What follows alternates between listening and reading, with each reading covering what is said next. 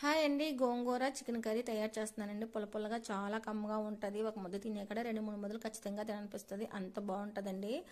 ముందుగా క్లీన్ చేసుకున్న చికెన్లోని ఉప్పు, పసుపు, ఒక పెద్ద ఉల్లిపాయ, 2-3 పచ్చిమిర్చి, 2 టమాటాలు కట్ చేసుకొని వేసుకోవాలి. దీంట్లోనే ఒక స్పూన్ కారం, ధనియాల పొడి, జీలకర్ర పొడి, మసాలా పొడి 1 స్పూన్ వేసుకోవాలి. కొంచెం అల్లం వెల్లుల్లి పేస్ట్ 1 స్పూను, ఆయిల్ వేసుకొని బాగా మ్యాగ్నేట్ చేసేసుకొని అరగంట సేపు పక్కన పెట్టాలి. ఇప్పుడు స్టవ్ మీద కళాయి పెట్టుకొని దాంట్లోని క్లీన్ చేసుకుని ఒక కట్ట గోంగూర, 4 పచ్చిమిర్చి, కొద్దిగా వాటర్ వేసి ఉడకనివ్వాలి. ఈ విధంగా ఉడికిన తర్వాత తీసేసుకొని మిక్సీ జార్లో వేసుకొని చల్లారనివ్వాలి. మనం మ్యాగ్నేట్ చేసుకున్న చికెన్ వేసేసుకొని వాటర్ మొత్తం ఇంకిపోయే వరకు, ఆయిల్ పైకి వచ్చే వరకు ఉడకనివ్వాలండి. ఈ విధంగా ఉడికిన తర్వాత మిక్సీలో ఆడుకున్న గోంగూరలు వేసేసుకొని బాగా కలిపేసి కొద్దిగా వాటర్ వేసుకొని 2-3 నిమిషాల పాటు మూత పెట్టేసి ఉడకనివ్వాలి.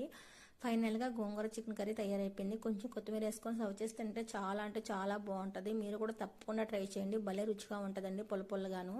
ఓకే ఫ్రెండ్స్, మరిన్ని వీడియోల కోసం మన ఛానల్ సబ్స్క్రైబ్